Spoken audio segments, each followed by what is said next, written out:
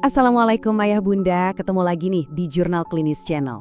Nah, bulan Ramadan ini kan bulan yang penuh berkah ya, tapi sering nggak sih di tengah-tengah ibadah ada satu keluhan yang kayaknya sepele banget, pusing setelah buka puasa. Hati-hati loh Ayah Bunda, ternyata ini bisa jadi sinyal bahaya dari tubuh kita. Yuk hari ini kita kupas tuntas, kenapa sih ini bisa terjadi dan gimana solusinya? Oke, kita langsung ke intinya ya. Coba deh bayangin skenario ini. Azan maghrib udah bunyi, ayah bunda buka puasa, wah nikmat banget rasanya. Tapi nggak lama kemudian, kepala kok rasanya jadi berat ya, pusing, bahkan kayak muter-muter. Pasti banyak yang mikir, ini cuma capek aja habis puasa seharian. Tapi, gimana kalau saya bilang, itu tuh sebenarnya sinyal penting dari tubuh kita yang sama sekali nggak boleh diabaikan. Dan ini dia fakta yang jujur aja cukup mencengangkan. Ternyata 7 dari 10 orang itu sama sekali nggak sadar loh apa yang sebetulnya terjadi di dalam pembuluh darah mereka pas lagi pusing-pusing setelah buka puasa itu. Ini bukan cuma angka ya Bunda, ini tuh pengingat keras kalau banyak dari kita mungkin belum benar-benar dengerin apa kata tubuh.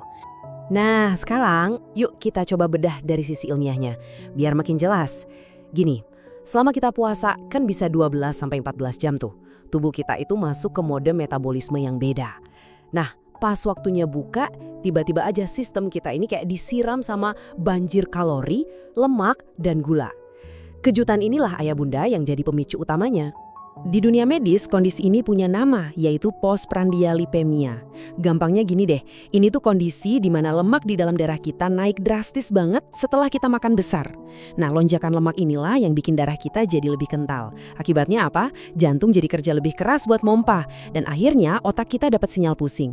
Nah, inilah penyebab langsung rasa berat dan muter-muter yang Ayah Bunda rasain. Pasti ada yang bertanya-tanya, loh kok bisa sih di bulan puasa kolesterol malah naik? Kan kita puasa. Pertanyaan bagus. Jawabannya, ada 3 pemicu utama yang sering banget kita nggak sadari.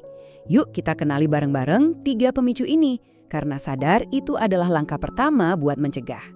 Yang pertama, pola makan balas dendam. Ngaku deh, abis nahan lapar seharian, pas buka puasa rasanya pengen menyerbu semua makanan kan? Apalagi gorengan, makanan bersantan, yang manis-manis, wah hajar beleh. Kedua, jam makan kita berubah drastis. Ini bikin ritme biologis tubuh kita agak kaget, jadi enzim yang tugasnya ngurai lemak kerjanya jadi lebih lambat. Dan yang ketiga, ini nih yang paling sering, kurang gerak. Abis makan besar, paling enak kan langsung duduk, santai atau rebahan. Padahal justru di saat itulah kadar lemak di darah kita lagi tinggi-tingginya. Oke, selain pusing, ternyata ada loh tanda-tanda bahaya lain yang sering banget kita abaikan. Dan ini bukan info kaleng-kaleng ya Ayah Bunda, ini kita rujuk langsung dari panduannya American Heart Association. Coba yuk kita cek satu persatu, kira-kira Ayah Bunda pernah nggak ya ngerasain? Tanda nomor 1, pusingnya itu spesifik banget, bukan pusing biasa loh ya, tapi rasanya tuh nyut-nyutan, berdenyut, apalagi di bagian belakang kepala, dan biasanya muncul sekitar setengah jam sampai 1 jam setelah kita makan besar. Nah, ini bisa jadi sinyal kalau ada peningkatan tekanan di pembuluh darah otak kita. Yang kedua, ada rasa berat atau kaku di daerah tengkuk dan leher. Ini bukan sekedar pegel-pegel biasa loh. Kalau kata medis, ini ada kaitannya sama yang namanya vasokonstriksi. Apa tuh? Gampangnya, itu penyempitan pembuluh darah karena udah mulai ada tumpukan plak kolesterol. Terus yang ketiga, gampang banget capek dan ngantuknya itu berlebihan. Ingat ya, ini bukan semata-mata karena puasa nih.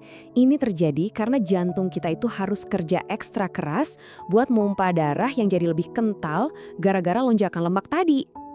Dan yang keempat, nah yang ini bener-bener harus diwaspadai banget. Pandangan tiba-tiba kabur sesaat atau kayak ngeliat kunang-kunang. Ini tuh red flag. Sinyal merah kalau sirkulasi darah ke otak Ayah Bunda mungkin lagi keganggu. Kalau udah ngalamin ini, harus langsung waspada ya. Ayah Bunda, sebentar, saya minta waktunya sebentar. Kalau Ayah Bunda merasa pembahasan kita ini penting dan bermanfaat, saya mohon banget, yuk tekan tombol share sekarang juga. Siapa tahu ada keluarga kita, teman atau saudara yang ngerasain gejala-gejala ini tapi nggak tahu bahayanya. 1 kali share dari Ayah Bunda bisa jadi penyelamat hidup mereka loh. Biar lebih gampang bayanginnya, yuk kita lihat apa sih yang sebenarnya terjadi di dalam tubuh kita. Anggap aja pembuluh darah kita itu kayak selang air atau pipa di rumah. Kalau lagi sehat, pipa itu kan bersih ya, jadi airnya ngalir lancar jaya. Nah tapi pas kolesterol jahat mulai numpuk, Dia itu ngebentuk semacam plak atau kerak di dinding pipa. Tiap kali kita makan makanan tinggi lemak, keraknya itu makin tebal, bikin jalur buat darah ngalir jadi makin sempit, makin sempit. Dan ayah bunda perlu tahu, otak kita ini organ yang sensitif banget. Aliran darah ke sana berkurang sedikit aja, bahkan cuma 10%, itu udah cukup buat bikin kepala pusing dan terasa berat. Dan yang serem, proses ini terjadinya diam-diam, nggak ada rasa sakit, tahu-tahu gejalanya muncul aja. Tapi tenang, ada kabar baiknya kok, semua ini bisa banget dicegah. Kita nggak perlu nunggu sampai gejalanya parah. Ini dia, ada 4 langkah praktis buat buka puasa yang lebih aman, dan langkah-langkah ini bukan asal-asalan, tapi didukung sama penelitian ilmiah. Langkah pertama, mulailah buka puasa dengan kurma dan air putih. Jangan langsung hajar gorengan ya. Sebuah penelitian di Journal of Nutrition nunjukin kalau serat di kurma itu bantu memperlambat penyerapan lemak. Kedua, kasih jeda. Penting banget nih, tunggu sekitar 15-20 menit sebelum lanjut makan besar. Ketiga, pas makan besar, utamakan protein dan sayur. Santan sama yang goreng-gorengan dikurangin dulu. Dan yang keempat, jangan langsung rebahan. Coba jalan kaki ringan sebentar setelahnya. Nah, soal poin keempat tadi, ini krusial banget loh. Ada studi dari jurnal Diabetes Care yang ngebuktiin kalau cuma dengan jalan kaki ringan 10-15 menit aja setelah makan, itu bisa nurunin kadar trigliserida alias lemak darah sampai 30%. Wow kan? Angka yang luar biasa signifikan dari kebiasaan yang super sederhana. Jadi kesimpulannya begini ayah bunda, pusing setelah buka puasa itu mungkin kelihatannya sepele ya, tapi tubuh kita itu nggak pernah bohong. Setiap sinyal yang dia kasih, sekecil apapun itu pasti ada artinya. Tugas kita sekarang adalah belajar buat mendengarkan sinyal itu.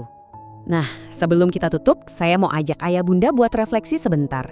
Dari semua yang udah kita obrolin, ada nggak satu kebiasaan kecil yang bakal ayah bunda ubah mulai dari buka puasa nanti malam? Mungkin ngurangin gorengan, atau mau coba mulai jalan kaki ringan? Coba deh tulis jawaban ayah bunda di kolom komentar di bawah ya, saya pengen tahu. Terima kasih banyak ya ayah bunda sudah menyimak sampai akhir. Kalau ayah bunda mau terus dapat edukasi kesehatan yang basisnya jurnal kayak gini, jangan lupa ya buat like, subscribe, dan yang paling penting nyalain lonceng notifikasinya biar nggak ketinggalan. Sampai ketemu lagi di pembahasan klinis selanjutnya. Jaga kesehatan ayah bunda dan keluarga ya. Wassalamualaikum.